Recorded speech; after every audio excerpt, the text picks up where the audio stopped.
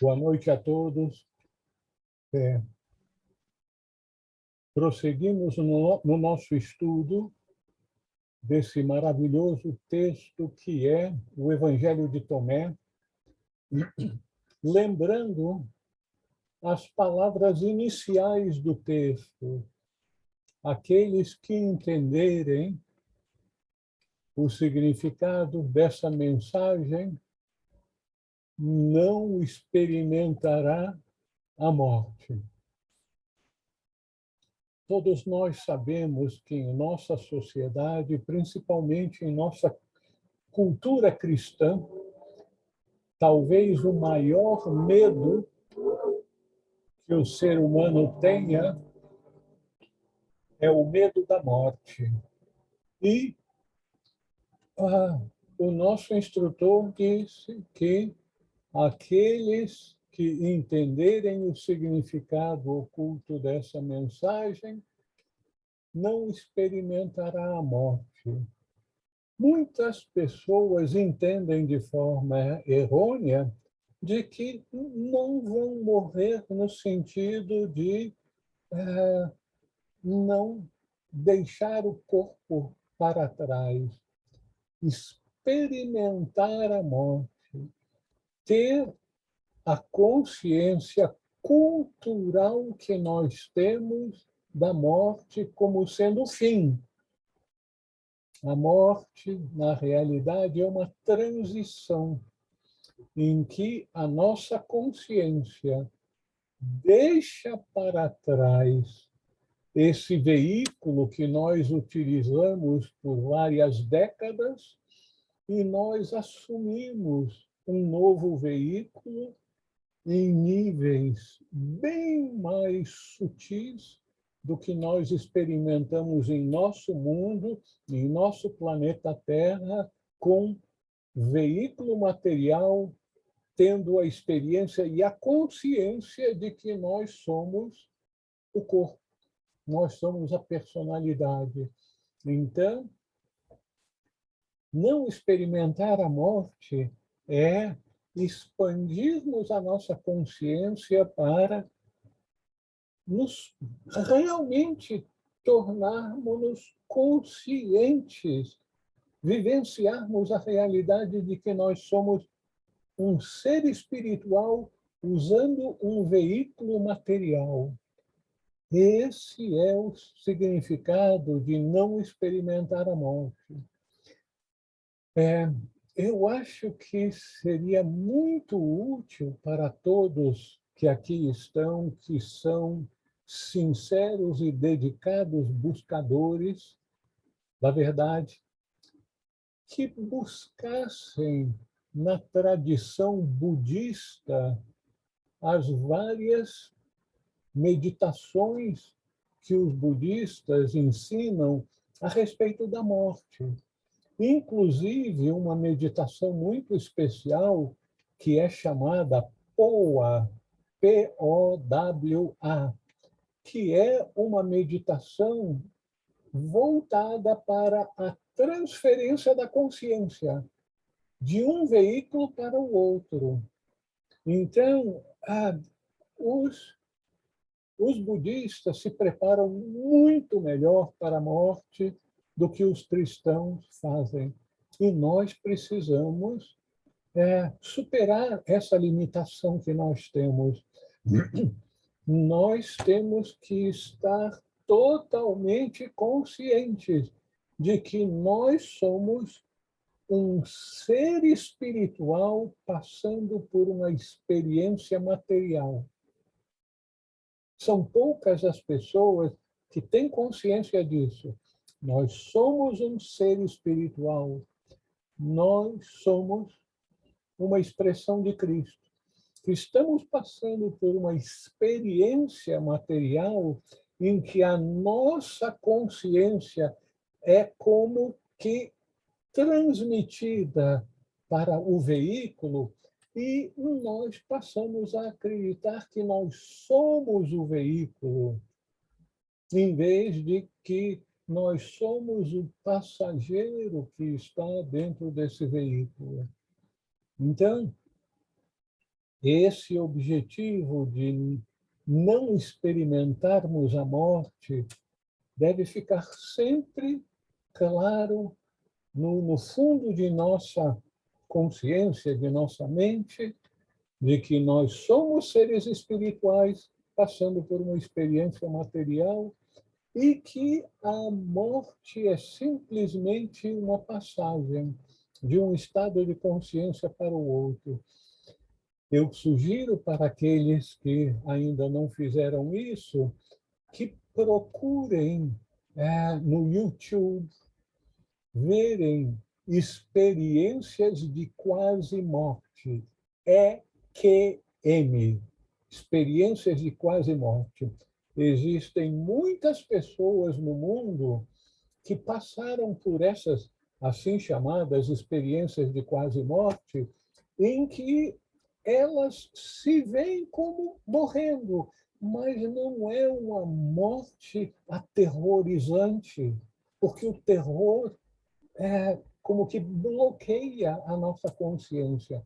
Então, essas pessoas em acidentes, muitas e muitas vezes em operações cirúrgicas, vêm a eles como que deixando o corpo para trás, mas saindo do corpo, tendo toda uma série de experiências, indo para o outro lado e se maravilhando, sem nenhum medo, sem nenhum constrangimento. E a experiência de quase morte dessas pessoas, da maior parte delas, é tão gratificante, tão maravilhosa, que mesmo as mães com filhos pequenos e as mulheres que são mães sabem o apego que as mães têm a seus filhos, mesmo essas mães com filhos pequenos,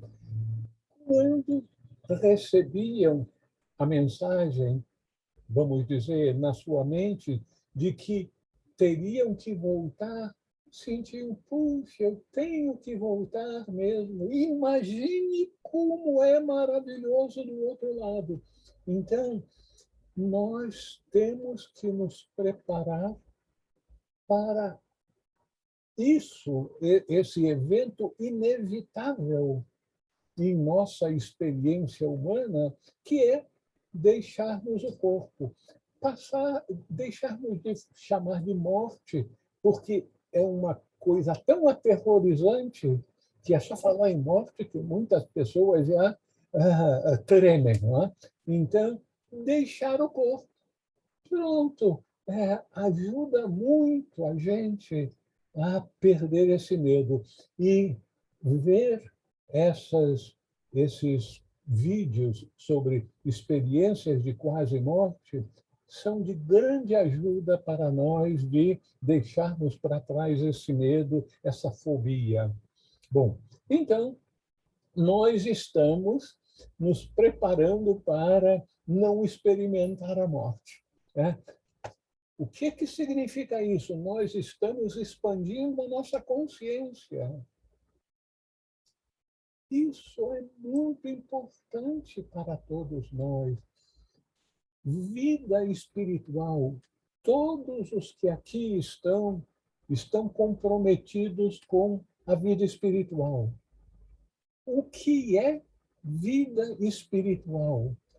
É, de uma forma muito simplória, vou dizer como eu entendo, vida espiritual é o progressivo processo de mudança.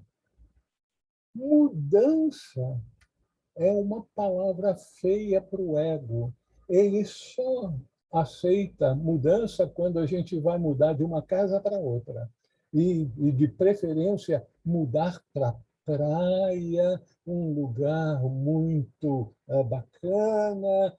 Então, isso o ego não bloqueia mentalmente as pessoas, mas mudar nossos hábitos é muito difícil. E mais difícil ainda é mudar nossos valores, nossos condicionamentos. Vida espiritual é mudança. Se nós não mudarmos nossos conceitos, nossos apegos, nós não vamos fazer progresso na vida espiritual. Vida espiritual é progressivamente adotarmos valores e objetivos cada vez mais amplos, expandindo o nosso conceito, a nossa aceitação de participação, não só na sociedade teosófica, não só nesse grupo, naquele clube, nós expandirmos cada vez mais para aceitarmos que fazemos parte da família humana. Porque quando nós passarmos para o outro lado, o reino dos céus é o estado de consciência da unidade. Nós vamos ter a experiência de sermos um com o todo, ao qual nós chamamos de Deus, e com todos os seres. Essa é a experiência do reino do céu, a experiência da unidade. Então, nós temos que, aqui, enquanto estivermos no plano espiritual, vivermos cada vez mais a vida espiritual, que é essa expansão de consciência. Nós aceitarmos que fazemos parte da família humana e aceitarmos como nossos irmãos aquelas pessoas que não pertencem ao nosso clube, não pertencem à sociedade teosófica, à comunidade dos cristãos, dos budistas, dos buscadores, e não pertencem também ao nosso ideal político. Como isso é difícil. Aceitar que tais e tais pessoas que estão no outro partido que a gente não quer ver pela frente, sejam nossos irmãos também. Meu Deus, também ele? Meu Deus do céu, isso é muito difícil.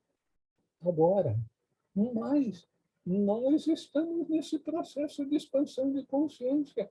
E quando nós aceitamos que todos os seres humanos cometem erros em virtude do processo da ignorância, que todos os instrutores dizem, a ignorância é a raiz de todos os males.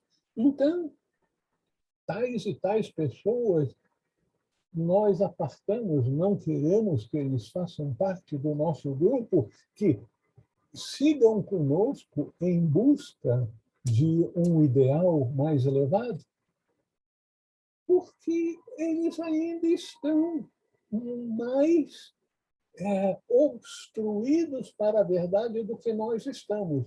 Aí vocês não gostaram, vocês ouviram, Raul? Olha, eu não gostei do que você disse, Raul. Você está dizendo que eu estou bloqueado por certas coisas no caminho espiritual? Todos nós estamos. Se nós não tivéssemos bloqueios, todos nós seríamos iluminados. Então, nós estamos na escola da vida, aprendendo a nos libertar de conceitos, valores limitativos que todos nós temos. E, à medida que nós vamos deixando para trás esse entulho, assim como a gente, de tempos em tempos, vai no guarda-roupa e retira roupas que a gente não está usando mais, algumas pessoas como eu, que não estão mais entrando nessa calça ou naquela camisa, está um pouco apertado, aí a gente se livra dessas coisas que não servem mais. Mas também nós temos muito entulho aqui. Não é no guarda-roupa, não, é na nossa mente.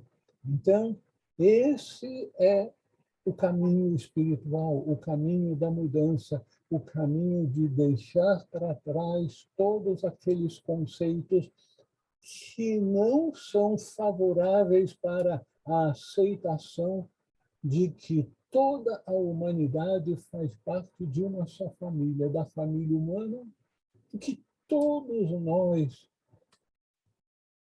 per omnia secula seculorum, eu adoro essa expressão em latim, pela infinidade e eternidade dos séculos, viverão na unidade com a nossa fonte, com o Pai Celestial. Então, é isso. Vamos nos preparar para não experimentarmos a morte. Nós paramos no... desculpa.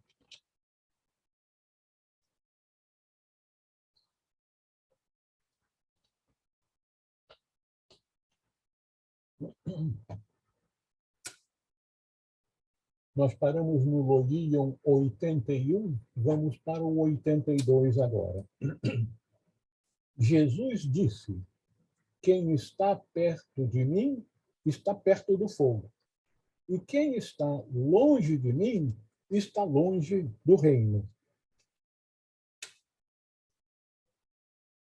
O fogo aquece.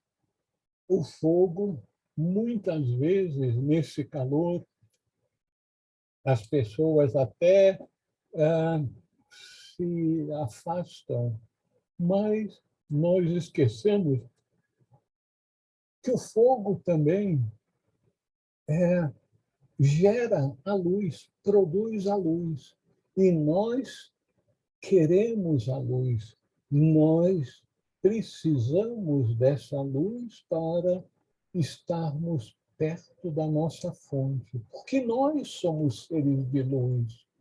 Nós precisamos manifestar a luz que está em nós para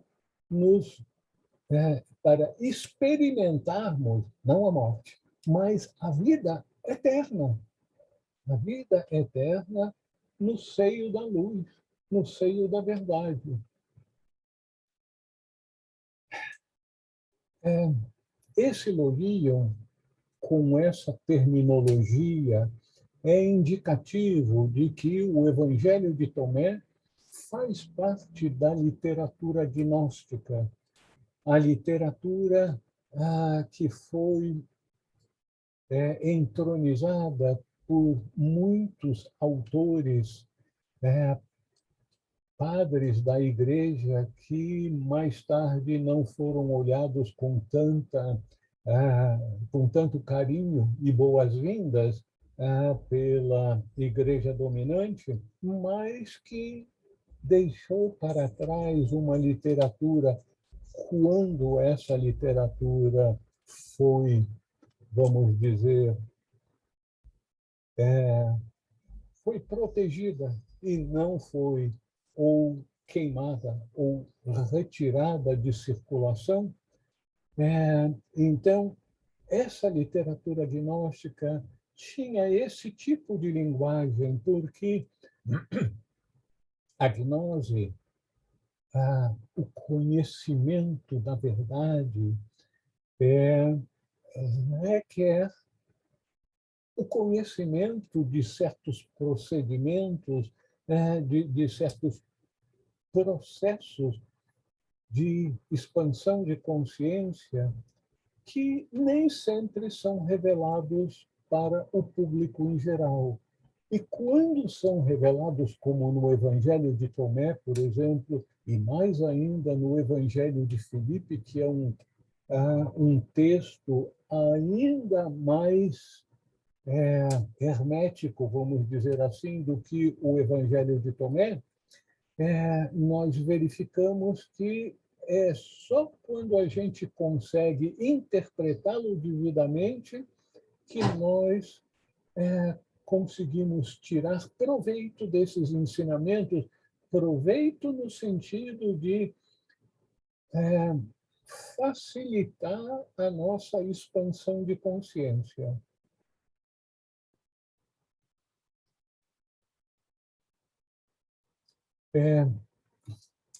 Muitos autores referem-se a Deus, ao divino, como um fogo devorador das ilusões do ego. Realmente, o divino instrutor é um fogo que incinera tudo o que nos prende ao mundo material, os apegos que nós temos, as mudanças que nós estávamos falando antes. O ego é inimigo de mudança. Mudança é palavrão, é nome feio para o ego. O ego se irrita logo quando se fala de mudança, porque sabe que vai afetar o seu domínio sobre a nossa vida. Mas o fogo também produz luz, e a luz é o que nos guia pelo caminho da autotransformação que nos leva à meta. E qual é a meta? A casa do Pai, que é a experiência da unidade. Por que experiência da unidade? Tudo, absolutamente tudo que existe no universo originou-se de Deus. Na verdade, eu prefiro dizer, tudo que existe no universo é uma expressão de Deus. Porque nada pode ter existido fora de Deus, que é o todo. Então, tudo no universo faz parte daquilo que nós chamamos de Deus. Infelizmente, a nossa tradição oficial do cristianismo tende a produzir uma imagem, uma ideia de Deus como sendo um ser separado que olha do alto dos céus para baixo e vê a humanidade e atende aqueles que rezam piamente para Deus de acordo com certos cânones que foram estabelecidos. Como nós temos coisas para aprender. Deus é o todo. E voltar para a casa do Pai significa voltar para a consciência de unidade com o todo. Então, a luz é o símbolo daquilo que nos abre a visão interior, não é a visão dos olhos do corpo, que veem as coisas do mundo exterior. É a visão que nos abre para a realidade do mundo interior. Como é que isso se dá? Nós vamos ter que esperar um pouquinho para alcançarmos a iluminação. Espero que não seja muito tempo de espera, mas existe uma promessa na qual eu acredito piamente que todos nós vamos ter essa visão interior do iluminado, que somos já em realidade, mas nós não conseguimos expressar essa realidade em nossa vida agora no mundo, com esse casaco de carne pesado, obscurecedor da realidade interior que nós usamos. Então, quem está longe do Mestre está longe do reino de Deus, o estado de consciência da unidade. Alguém gostaria de fazer alguma observação, alguma pergunta sobre esse elogio?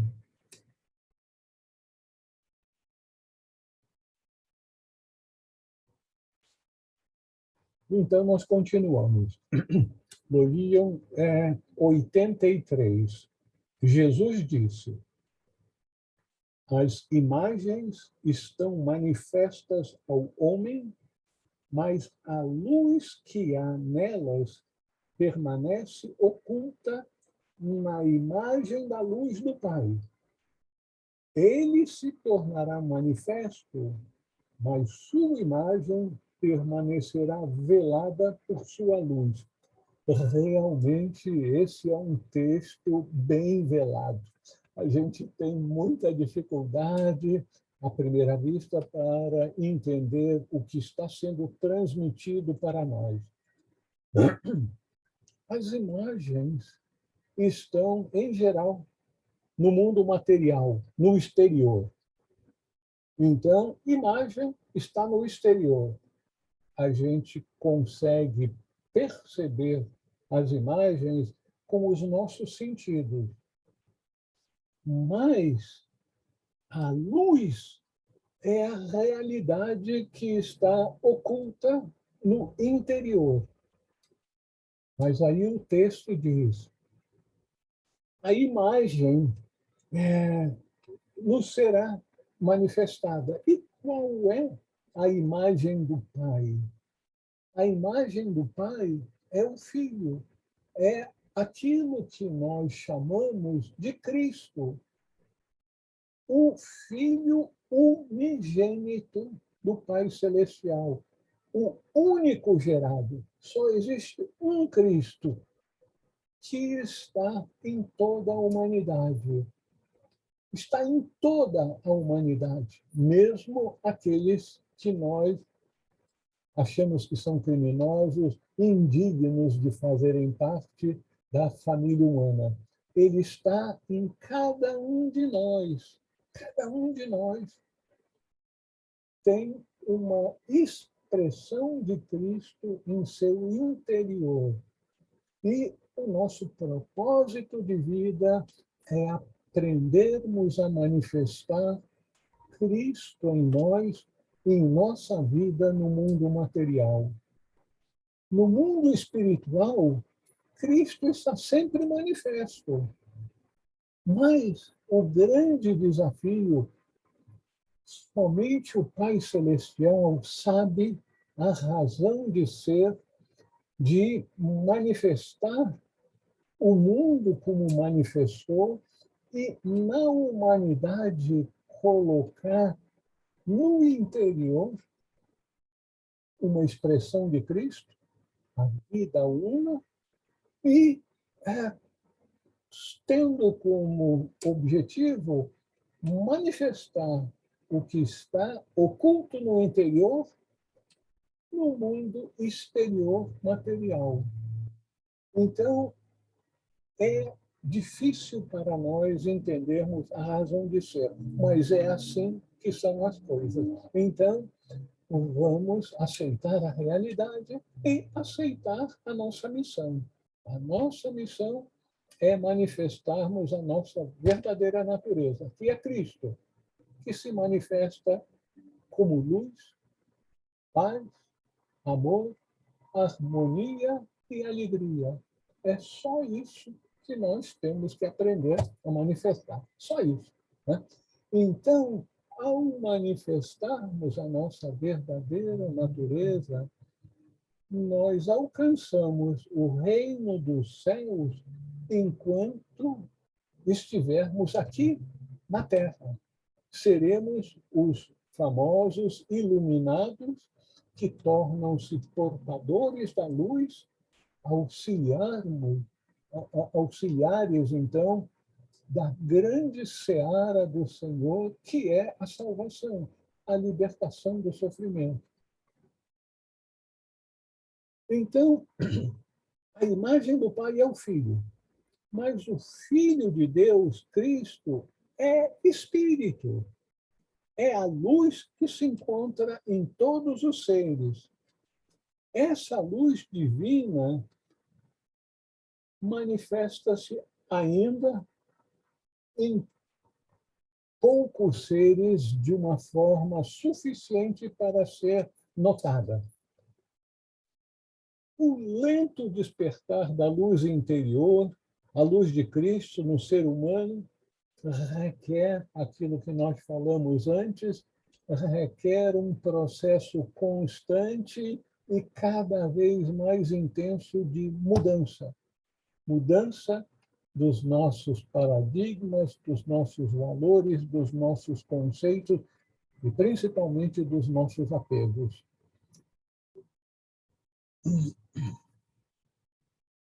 E essa drástica mudança fará com que nós venhamos a mudar a atitude básica de nossa vida. Atualmente, ao sermos, vamos dizer, guiados na nossa vida cotidiana pelo nosso ego, nós tendemos a agir de forma egoísta. E a mudança que nós precisamos fazer é para nos tornarmos altruístas, passarmos a nos interessar, nos preocupar, nos engajar na melhoria das condições de vida do nosso próximo, mas principalmente na principal condição de vida, a condição da mente, dos conceitos. E como é que a gente consegue ajudar os outros? Não é só com palavras bonitas, com preleções, mas é principalmente com o nosso exemplo.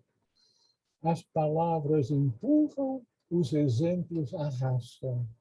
Então, nós precisamos mudar a nós mesmos de seres egoístas em altruístas para darmos o exemplo aos nossos irmãos, aqueles com os quais nós interagimos, que é possível. Veja só, a Lília, a Severina, o Douglas, Helena, Rosiana, todo esse pessoal está conseguindo. Eu também quero. Mas que bacana!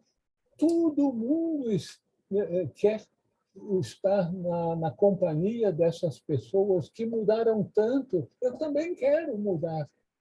Então, exemplo é a coisa mais importante para nós ajudarmos a humanidade.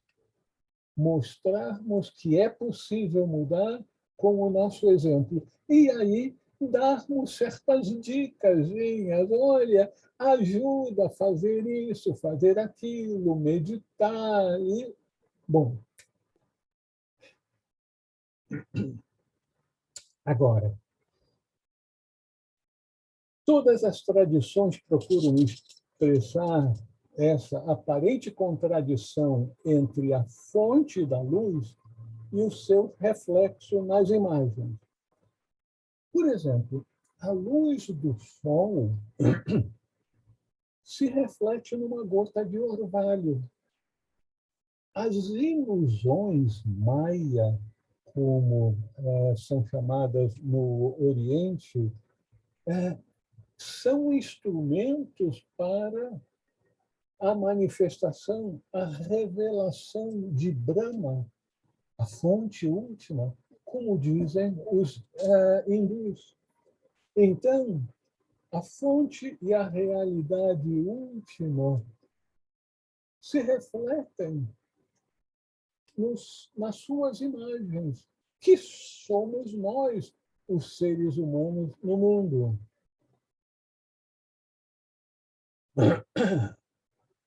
Então, como nós vimos anteriormente, entrar no reino, expressar a realidade última é vivenciarmos a realidade da unidade. E isso ocorre quando nós alcançamos aqui, nesse mundo em que vivemos, a iluminação. O que é iluminação? A progressiva expansão de consciência. Nesse mistério mais profundo, com a iluminação, a imagem, o Filho de Deus, permanecerá velada por sua luz. Tá confuso isso, Raul. Quer dizer que, então, a imagem, o Filho de Deus, permanecerá velada por sua luz. Vejamos, quem sabe, uma forma de entender de uma forma intelectiva isso. Se nós tivéssemos holofotes poderosos iluminando tudo ao nosso redor, inclusive com luz direcionada para o nosso rosto, tudo estaria tão iluminado que nós não iríamos distinguir uma coisa da outra. Então,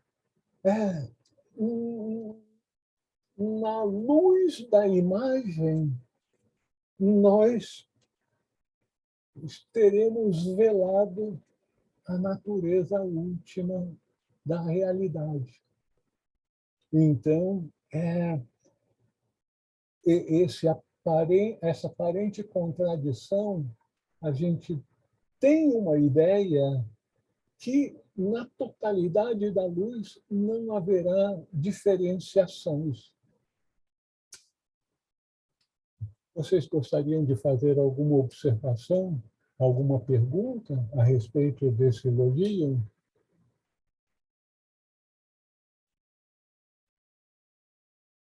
Olha, porque os outros estão calados, vocês que querem falar não precisam ficar constrangidos. Pode botar a mãozinha aí de fazer Raul, alguma observação e pronto, vamos adiante. Raul, é Dorival. Dorival, ótimo. O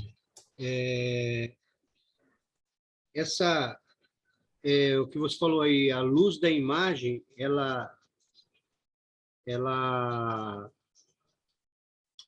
temos velado a natureza última. Eu posso entender que se eu não tivesse esse corpo aqui, eu não teria como identificar realmente a luz, a minha luz. Ela é desse jeito, nesse momento. Dorival, da forma como eu entendo, é também expressa por muitas das pessoas que têm essas experiências de quase morte. Eles descrevem as suas experiências como sendo um espaço, uma vivência de muitas pessoas que eles não viam, mas sentiam que estavam ao seu redor e que todos eram extremamente amorosos. Então, era uma vivência da unidade sem particularização de João, Maria ou Pedro. Eram todos um, ainda que não houvesse essa separação de quem é quem. É óbvio que, para nós, um corpo físico, provavelmente só com a experiência de discernir seres humanos com os nossos sentidos e essa percepção ser uma percepção de separação.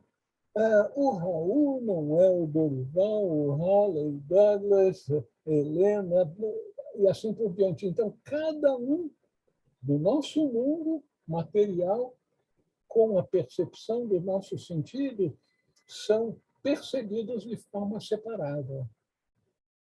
Quando nós estamos iluminados no reino, vivenciando a unidade, essa é a coisa maravilhosa. Vivenciando a unidade, nós não distinguimos particularidades. Então, não há separação na unidade.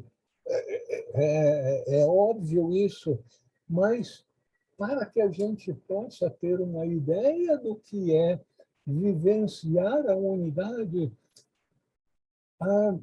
Dizem aqueles que passam por essas experiências que eles sabem que existem muitas pessoas e todos estão felicíssimos, mas não veem nesse tipo de experiência, não vem separações. É lógico que existem outros tipos de experiências do outro lado da vida, no plano astral, em que existe uma observação de seres em outros corpos, que não os corpos materiais, mas muito semelhantes aos nossos corpos materiais, são os corpos astrais, e aí tem essa percepção de separação. Mas no reino de Deus, verdadeiramente, é a vivência de unidade. Sabe-se que tem inumeráveis almas, seres ao nosso redor, mas não se percebem diferenças. Alguma outra observação? Obrigado, Raul. De nada, Rodrigo.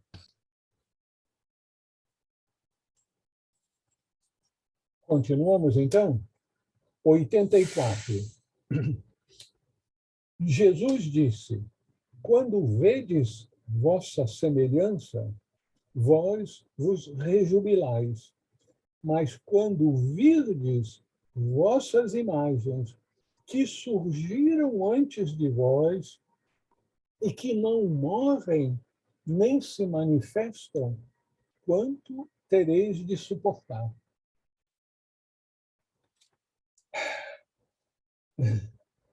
Eu estou coçando a cabeça porque é um desses logiam que nos levam a coçar a cabeça o que o mestre estava querendo nos ensinar com isso.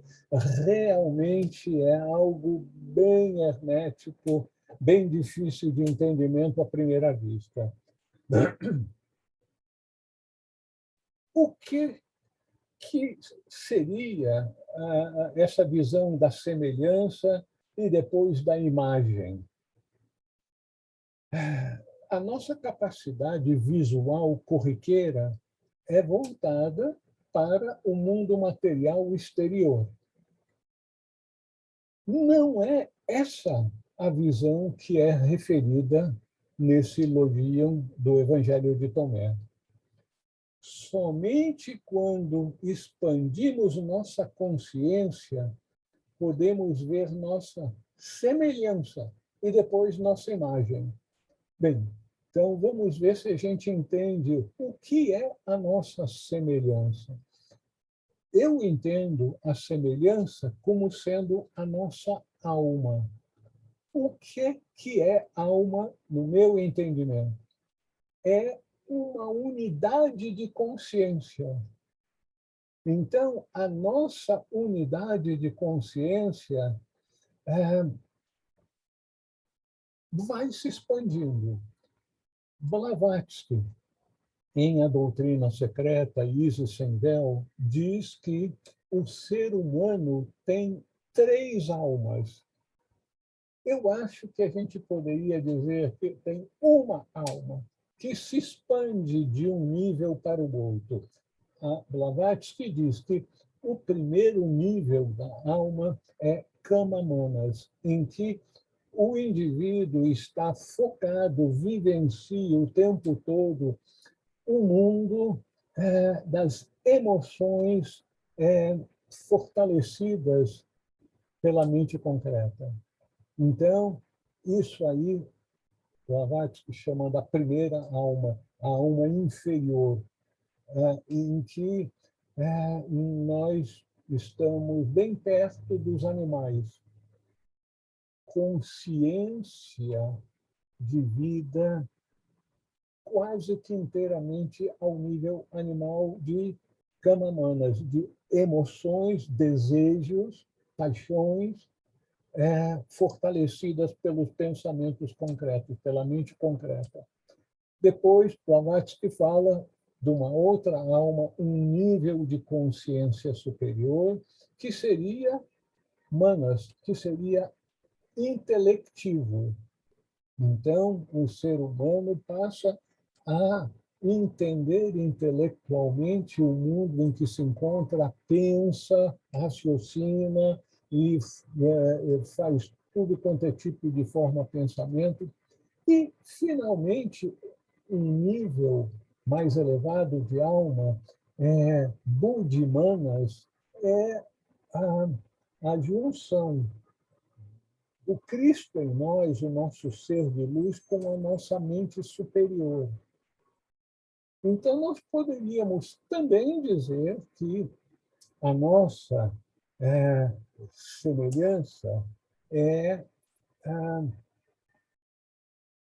alma, a unidade de consciência que vai expandindo, ou seja, subindo de nível. A alma é a nossa semelhança, é a nossa unidade de consciência. É grande a nossa alegria quando a nossa visão espiritual nos permite ver, experienciar a nossa alma. É essa unidade de consciência que nós temos. Mas a nossa imagem, veja só, semelhança é alma. A nossa imagem é a nossa verdade última, é Cristo. Cristo em nós, esperança de glória, ela foi criada ou foi manifestada desde o princípio. E quando nós virmos essa imagem do Filho de Deus, a imagem, a nossa realidade última, que é Cristo, nós vamos ter uma certa percepção, um certo feeling de Cristo em nós, mas não vai ser a sua totalidade, porque não há limites para a expansão de consciência do ser humano, que vai se tornando um mestre de sabedoria, um Chohan, um Buda, um senhor do mundo,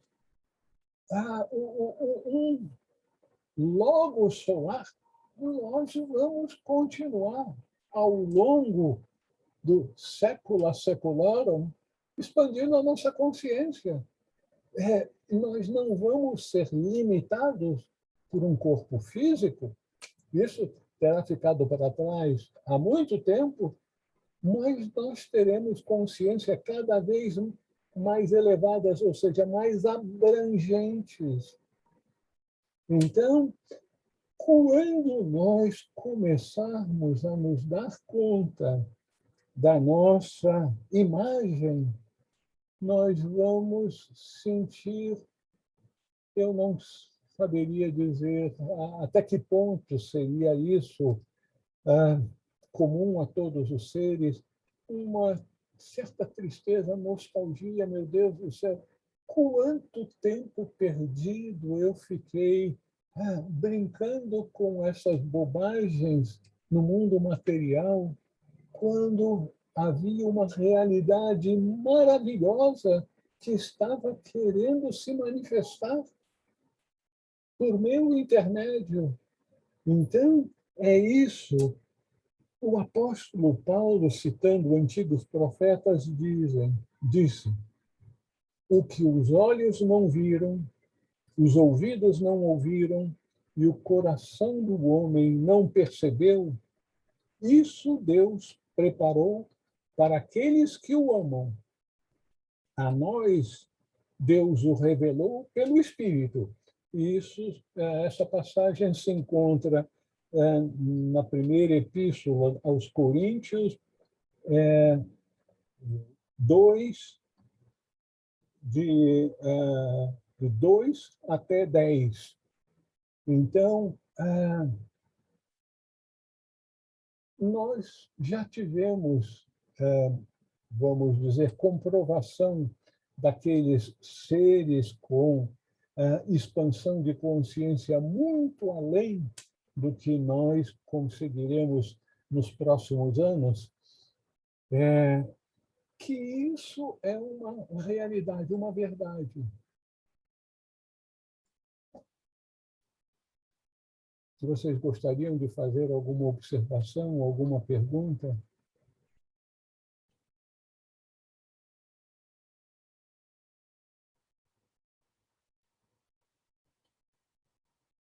Continuamos, então?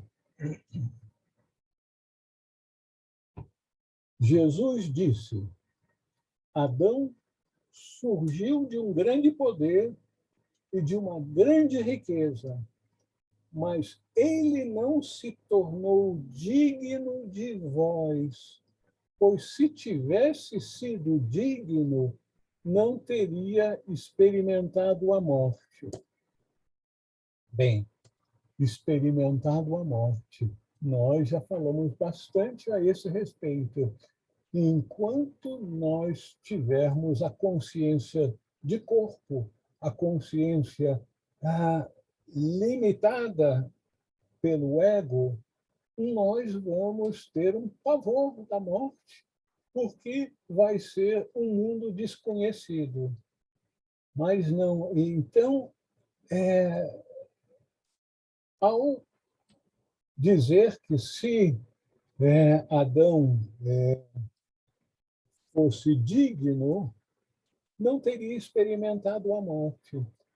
O nosso instrutor, com isso, quer nos dizer que Adão ficou limitado à consciência de corpo na passagem.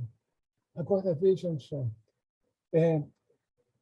aonde se fala sobre Adão, sobre as experiências dele no Jardim de Éden, esse é o primeiro livro do Antigo Testamento cujo título é Gênesis. É um dos livros da Bíblia, do conjunto de livros da Bíblia, que é mais velado, porque fala de como o mundo apareceu. E a gente precisa estudar muito a doutrina secreta para podermos fazer sentido dos primeiros relatos de Gênesis, da criação do mundo, que na verdade não foi criação, foi uma emanação do mundo. Mas vamos nos limitar ao Jardim de Éden com Adão e Eva. Ali nós temos, como o nome diz, a origem ou a criação, a emanação do nosso mundo e da humanidade.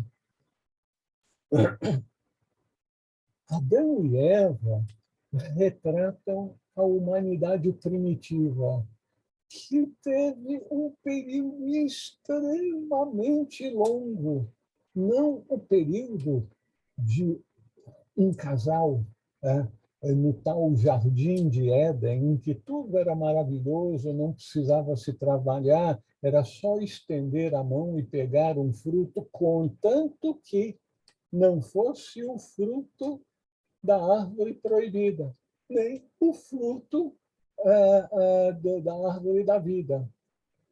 Isso tudo são alegorias. O fruto do conhecimento do bem e do mal é algo que a gente, quando ouve pela primeira vez, fica de olhos arregalados. O que é o fruto do conhecimento do bem e do mal? Como é que nós podemos conhecer a diferença entre o bem e o mal? Usando a nossa mente. Então, a alegoria de comer o fruto do conhecimento do bem e do mal é a apresentação super sumária de um processo muito longo, complicado, de trazer uma mente para o ser humano. uma mente com a capacidade da mente do ser humano desde então até hoje.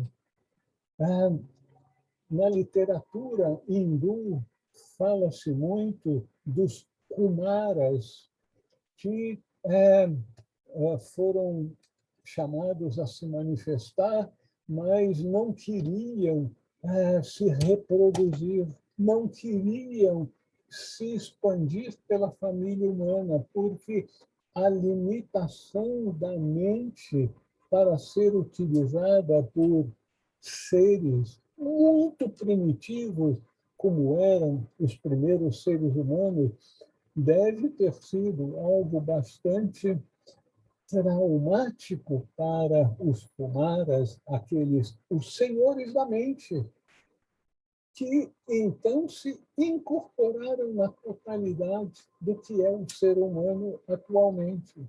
Então, não foi estender a mão, pegar um fruto e levar para a boca. A imagem de comer é ingerir, fazer com que aquele alimento passe a fazer parte do seu corpo, do seu ser. Né? Então, a alegoria de comer o fruto da árvore do conhecimento do bem e do mal, a gente só pode conhecer, discernir bem e mal com o uso da nossa mente.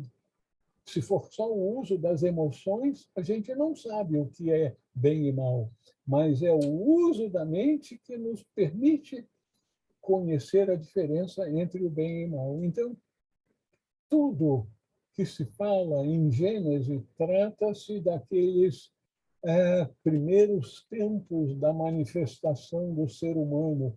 Por exemplo, Adão passou um bom tempo sozinho no Jardim de Éden.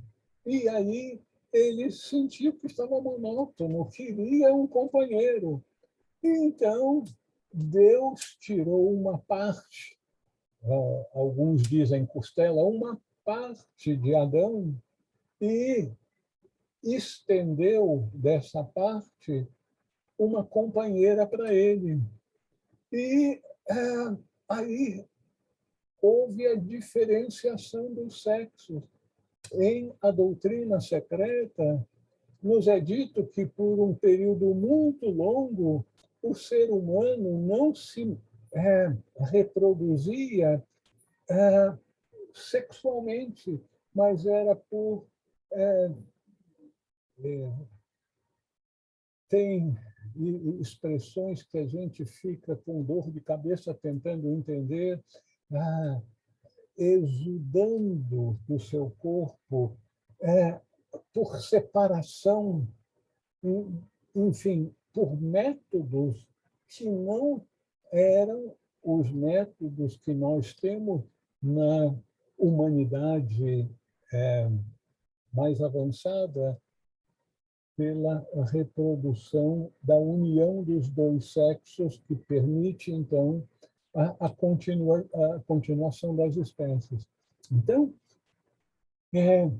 se, voltando então ao texto aqui, se Adão tivesse sido digno, não teria experimentado a morte. Se Adão tivesse expandido a sua consciência recém-formada, expandido a sua consciência, ele saberia que não era o corpo, mas tinha um corpo. E então saberia que iria deixar um corpo e iria continuar a viver, mas é apresentado que ele se tornou, então, um homem comum naquele tempo em que a morte era algo que causava pavor.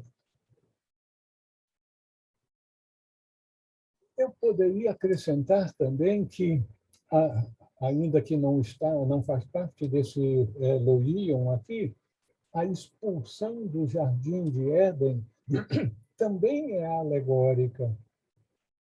Viver no mundo material, guiado pelo ego, é sair do paraíso. É viver uma vida de conflitos, uma vida em que está se sentindo sempre privado dos anseios superiores que todo ser humano tem. E voltar para a casa do Pai, como o filho pródigo é chamado a fazer, significa expandir a consciência a ponto de não mais experimentar a morte. Vocês gostariam de fazer alguma observação, alguma pergunta desse texto tão hermético, difícil para nós? Douglas, pode falar, meu querido. Oi, Raul. É só para entender um pouco mais. Eu sei que você explicou aí sobre como era o relacionamento. Eu não entendi a reprodução e o relacionamento na época de Adão e Eva no paraíso. Você explicou assim, mas eu não entendi, não consegui entender. Veja só. Antes de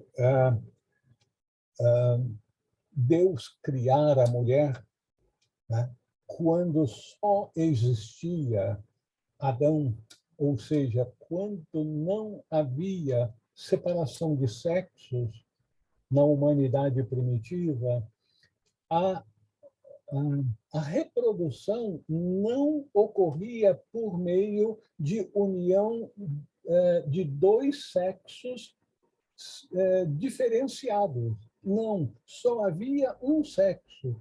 E havia, então, como existem em certos animais bem primitivos, uma separação. Simplesmente o corpo se divide. Há uma exudação e aquilo serve como uma espécie de semente para a criação de um outro ser humano. Meu irmão, eu vou confessar para você que aqui eu estou extremamente limitado, como imagino todo mundo aqui, imaginar uma expansão da humanidade sem a união de dois sexos separados é muito difícil para nós. Simplesmente um corpo que se divide, existem alguns animais que fazem isso, mas são muito poucos atualmente. Então, tudo o que nós sabemos sobre Gênesis é tudo extremamente alegórico.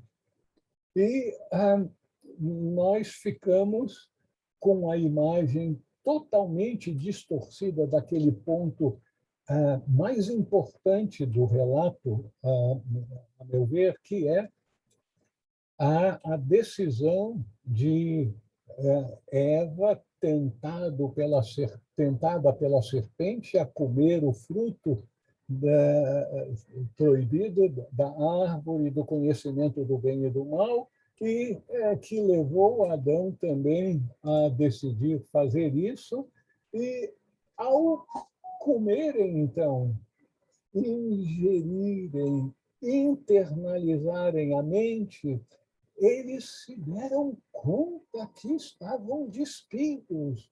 E aí se cobriram com folhas quando ouviram os passos de Deus no jardim. Você imagina que espírito poderia causar ruído com os seus passos? É tudo extremamente alegórico. Então, expandir mais do que eu já me atrevi a fazer, eu não conseguiria fazer, meu irmão. Sinto muito se não foi suficiente a elucidação que eu procurei trazer. Não, deu para entender agora. Obrigado, Raul. De nada, meu caro. Mais alguém gostaria de fazer alguma observação, pergunta? Continuamos, então. 86, Jesus disse: as raposas têm suas tocas e as árvores têm seus ninhos, mas o Filho do Homem não tem onde reclinar sua cabeça e descansar. Essa passagem é uma passagem assim bem, vamos dizer, concreta de nossa experiência no mundo, é que nos canônicos, nos evangelhos canônicos, essa passagem segue-se a declaração de um discípulo que queria seguir Jesus. Mas aí o mestre alerta que, no seu exemplo de vida, que no caminho apertado, os confortos do mundo material nem sempre estão presentes. Então, o Filho do Homem, Jesus, assim como seus discípulos, aqueles que decidem seguir o caminho estreito, o caminho apertado, tem que ter objetivos outros. Não vão ter muito conforto, mas eles vão ter a imensa satisfação de saber que estão expandindo a consciência, estão entendendo mais das regras do jogo da vida e estão sentindo que estão se preparando para se tornarem também portadores da luz, como era e é o Mestre Jesus. Então, o caminho apertado, montanha acima, como muitos monges, muitos exicastas tentam fazer, requer muita coragem e saber que não vamos ter apego aos confortos do mundo material, porque o nosso objetivo, em vez de ser cuidar do corpo como um todo, trazer o máximo conforto possível, vai ser mudar a mente. Esse objetivo de vida é um objetivo que requer muita coragem, porque o ego imediatamente levanta as armas quando se fala de mudar a mente.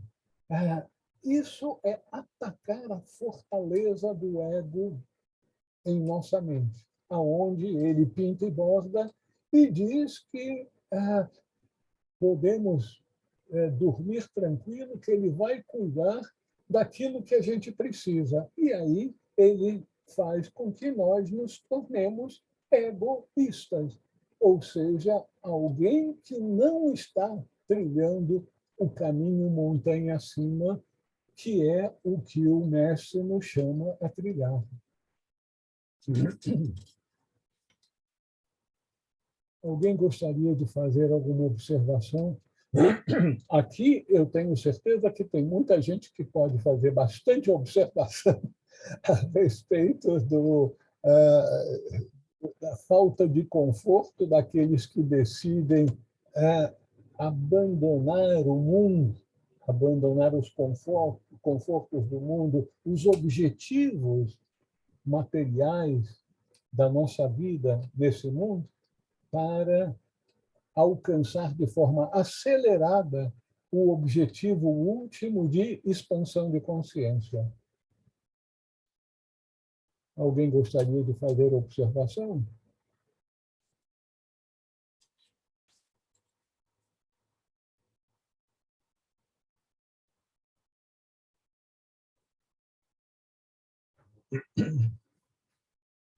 Então,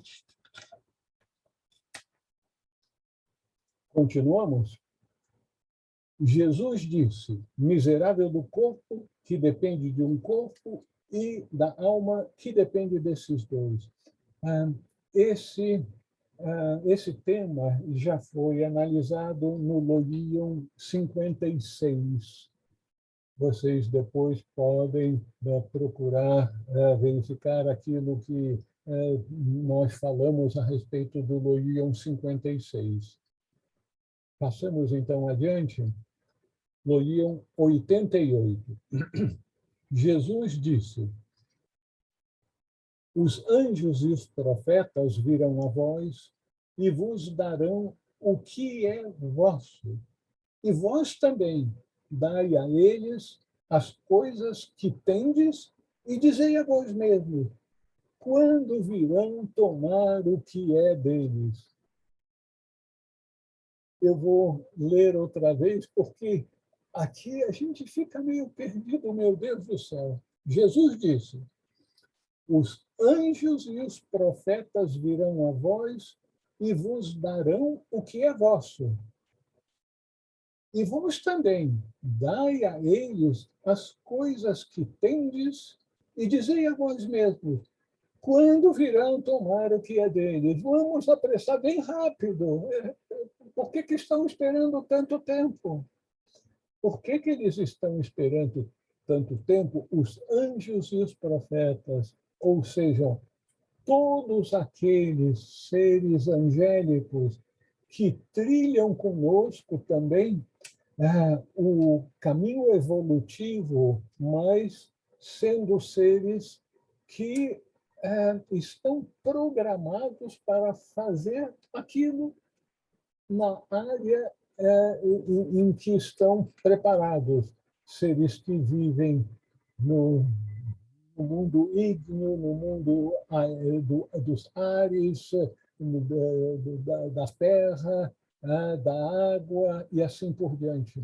Então, os seres angélicos que são auxiliares no processo evolutivo dos seres humanos e os profetas. Quem são os profetas no linguajar dos tempos de Jesus?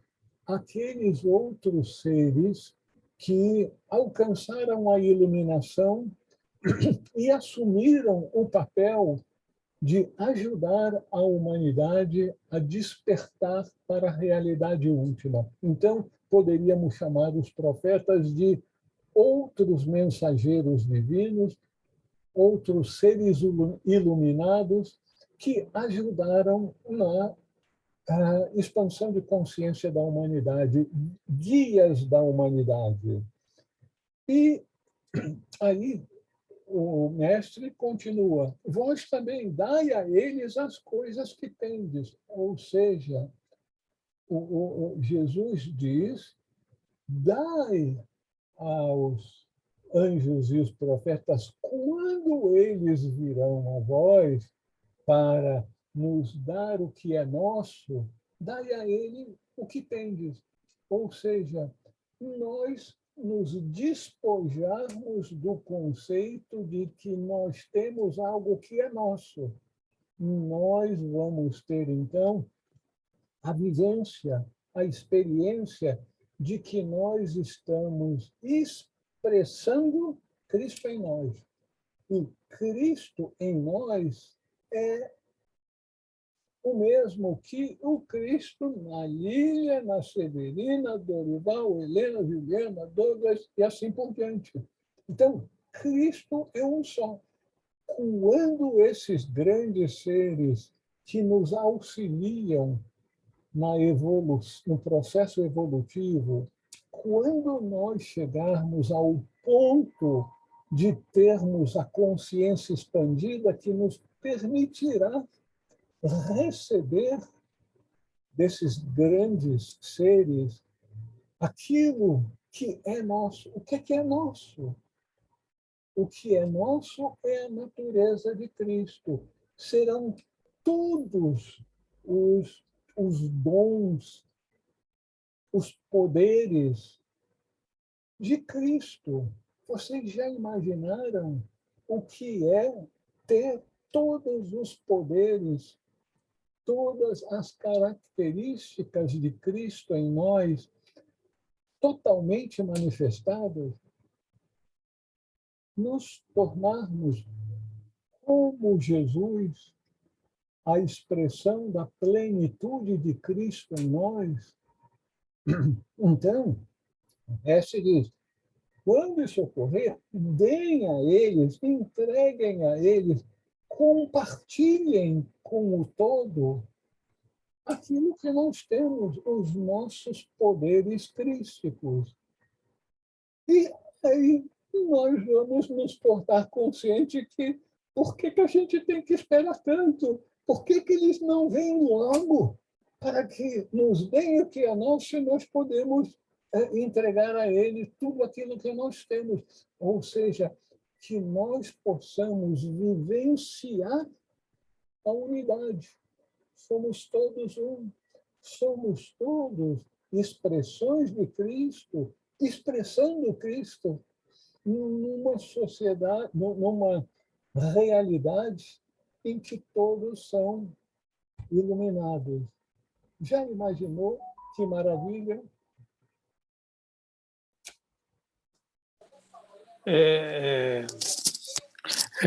Raul, Pois não, meu eu, irmão.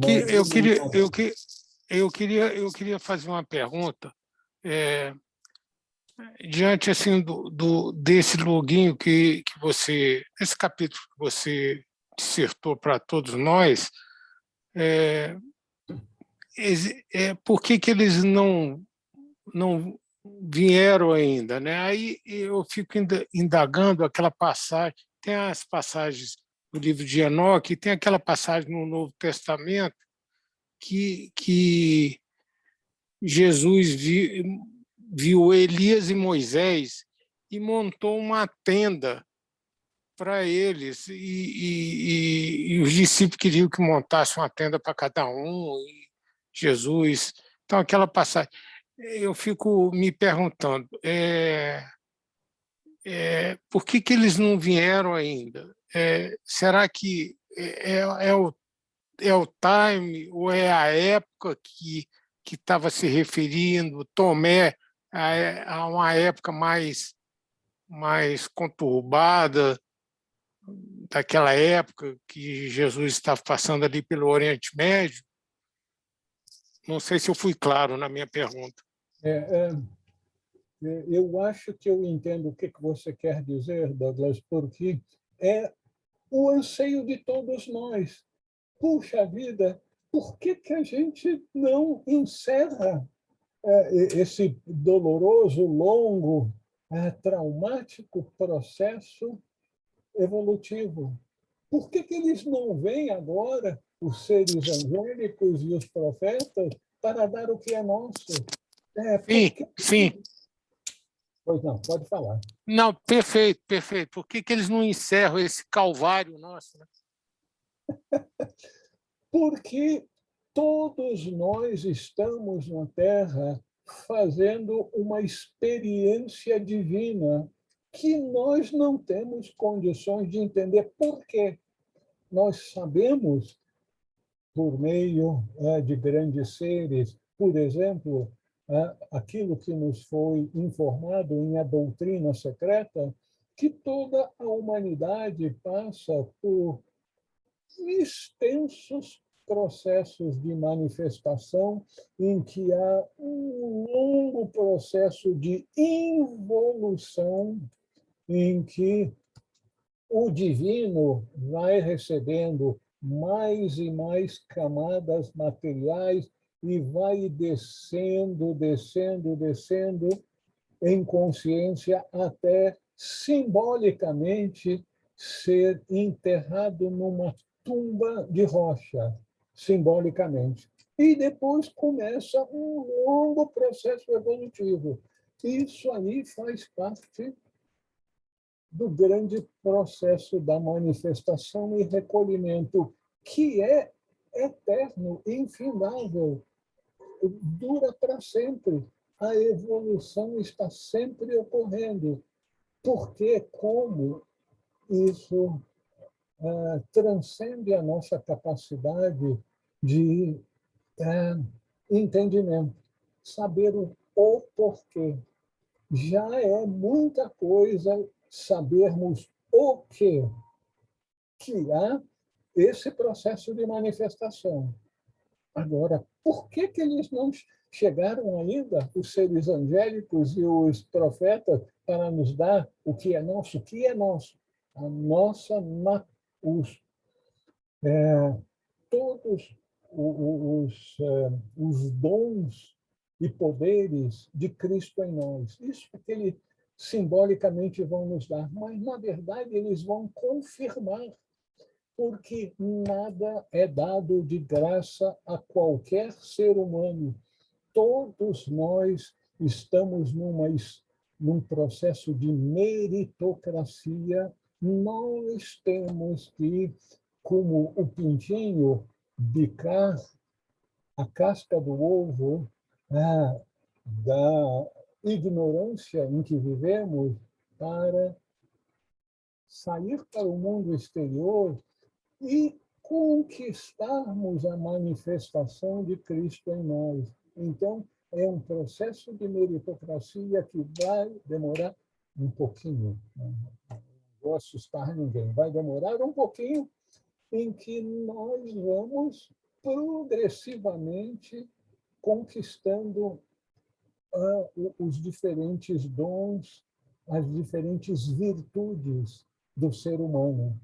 Uma após outra, nós teremos a conquista de todas as virtudes do ser humano e até mesmo os dons superiores dos grandes iluminados. Tudo isso, simbolicamente, nesse logia, nesse versículo, é dito que os anjos e os profetas virão para nos dar. Eles virão para comprovar, para fazer com que nós tenhamos consciência de que conquistamos aquilo que almejávamos e que é o nosso objetivo último da manifestação.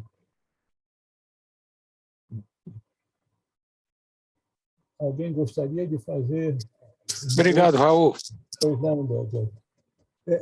Eu sei, Douglas, que eu não consegui responder a contento para você, mas é provável que outras pessoas também não conseguiriam responder a contento, porque por que não vem antes? Porque nós não fizemos a nossa parte ainda. Eles virão como que para confirmar que, pela meritocracia do processo evolutivo, nós chegamos ao ponto em que, simbolicamente, eles vêm entregar aquilo que é nosso. Então concluímos, então, que, diante disso, há uma grande possibilidade de, pela meritocracia, de isso socorrer daqui um infinito tempo. Vai demorar muitos milênios para que isso ocorra. Meu querido irmão, me permita corrigir só uma palavrinha. Infinito, não. Extremamente longo, sim. O processo evolutivo vai demorar algum tempinho. Algumas pessoas atingem a iluminação bem mais rapidamente, mas a humanidade como um todo vai demorar realmente bastante tempo. Infinito, não, mas a eternidade é outra coisa. Aí, quando a gente insere a nossa consciência na eternidade, aí a gente retira a limitação do tempo, mesmo um tempo bastante, você disse infinitamente longo, infinitamente. Aí a gente se perde palavras que não têm mais significado prático na nossa linguagem, na nossa vida. Rosiana, por favor. Não seria o caso de não ocorrer, não fosse não sei se eu vou me colocar de forma correta, Não seria o caso de merecimento, mas sim de nós não estarmos ainda prontos, amadurecidos, preparados para receber tal graça, né? Uhum. Rosiana, você me perdoe, mas eu tenho a impressão que na nossa tradição cristã ficou muito viva esse conceito de graça, que é algo que cai dos céus para aqueles que oram muito ao Senhor, ou oram muito a esse santo, a Nossa Senhora, disso, daquilo. Enfim, que a gente pede, pede, pede, aí cai no nosso colo se nós oramos o suficiente. Eu tenho a impressão de que isso é uma imagem um pouco distorcida. A oração ajuda aí muito, porque a oração transforma a nossa mente. E, ao transformar a nossa mente, é a transformação interior que nós estamos buscando, que vai se manifestar no mundo exterior também. E aí, então, esse é o nosso mérito. A meu entender, o que é dito nesse elogio, os anjos e os profetas virão a vós e vos darão o que é vosso.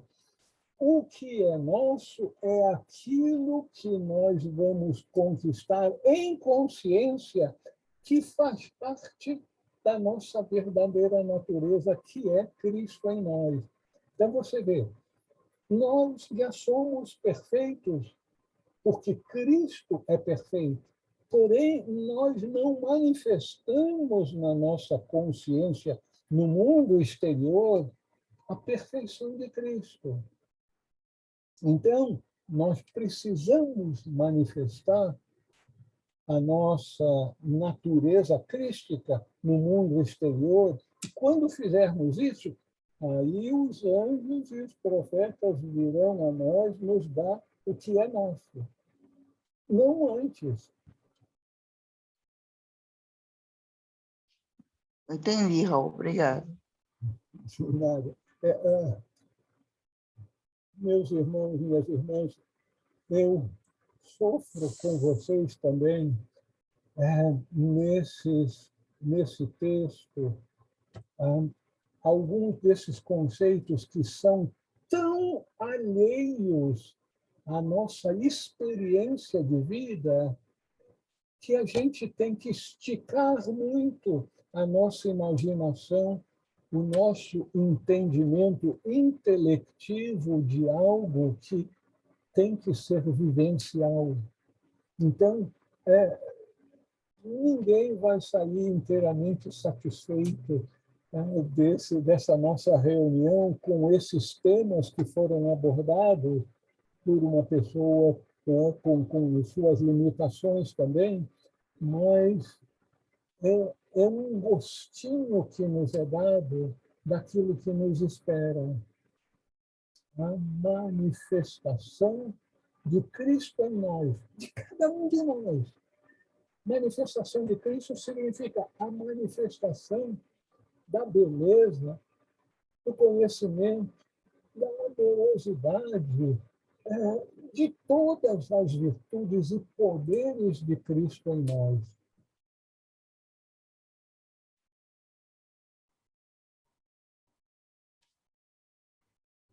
Vocês gostariam de fazer alguma outra observação? Alguma outra pergunta? Eu quero dar os parabéns para vocês de terem sido tão pacientes, não saírem correndo. Não, é impossível de entender isso. É difícil da gente entender intelectualmente toda a profundidade desse tema, mas o mestre não quer criar frustrações em nós. O mestre quer nos dar uma vista assim bem por alto, uma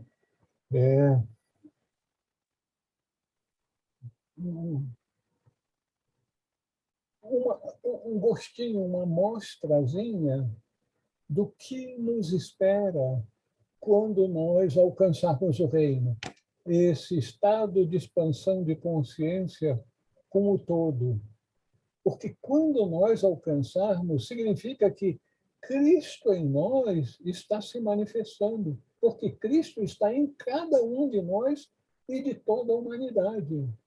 Então, isso será uma expansão de consciência imensa, que nós não temos condições nem de imaginar a beleza que será isso. Então, eu agradeço a todos a sua paciência e quero acrescentar que o nosso instrutor está nos convidando. Essas imagens que ele passa para nós, que nos engajamos nesse processo de busca, de expansão de consciência, nós vamos alcançar isso. Nós estaremos todos juntos naquele momento em que nós não experimentaremos mais a morte. Muito obrigado a todos. Até a semana que vem. Fiquem em paz com Deus, todos meus irmãos. Obrigado, Raul. Boa noite, boa noite. Boa noite. Bom final de semana, Raul. Bom final de semana. Então. E que vocês consigam dormir sem ficar tentando entender todas as implicações dessa nossa maravilhosa e desgastante reunião de hoje. Muito obrigado, meus irmãos. Obrigado.